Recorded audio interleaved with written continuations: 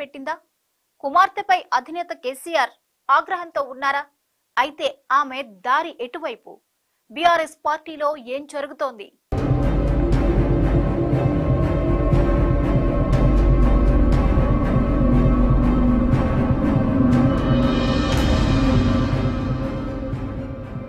MLC కవిత BRS లో ఒంటరైపోయారా? పార్టీకి ఆమెకు మధ్య గ్యాప్ పెరిగిందా అంటే అవుననే అనిపిస్తోంది. ఇటీవల జరుగుతోన్న పరిణామాలను దగ్గరగా పరిశీలించిన వారికి ఈ విషయం స్పష్టంగా అర్థమవుతోంది.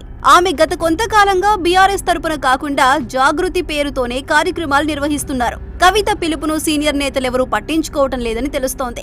ఇటీవల ధర్నా చౌక్ దగ్గర కవిత నిర్వహించిన ధర్నాకు బీఆర్ఎస్ సీనియర్ నేతలు సబితా ఇంద్రారెడ్డి, సత్యవతి రాథోడ్, సునీతా లక్ష్మారెడ్డి, మాలోతు కవిత ఎవరూ హాజరు కాలేదు. జాగృతి కార్యకర్తలు తప్ప కవిత వెంట బీఆర్ఎస్ లీడర్లు ఎవరూ కనిపించలేదు. దీంతో కవిత పార్టీలో ఒంటరైందనే చర్చ జరుగుతోంది.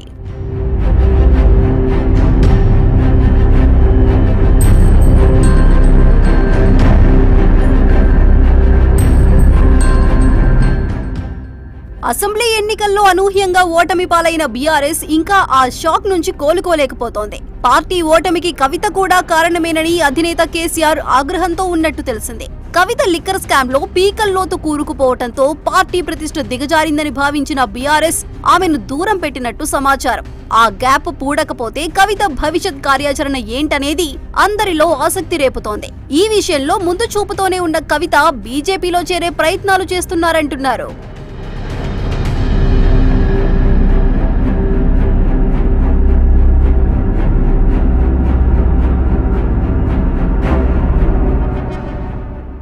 ఆమె చిన్నజీఆర్ స్వామితో భేటీ కావడం కూడా అందుకేననే టాక్ వినిపిస్తోంది. కేసీఆర్ కు చిన్నజీఆర్ స్వామికి మధ్య చాలా రోజుల నుంచి గ్యాప్ ఉంది. హైదరాబాద్ శివార్లోని ముచ్చింతల్లో సమతామూర్తి విగ్రహావిష్కరణను కేసీఆర్ తో కాకుండా ప్రధాని మోదీతో చేయించారు చిన్నజీఆర్ స్వామి. మోదీతో చిన్నజీఆర్ స్వామికి సత్సంబంధాలున్నాయి. ఆ క్రమంలో లిక్కర్ కేసు నుంచి బయటపడేందుకు, బీజేపీలో చేరేందుకు మోదీతో రాయబారం నడపాలని చిన్నజీఆర్ స్వామితో కవిత కోరినట్టు తెలిసింది.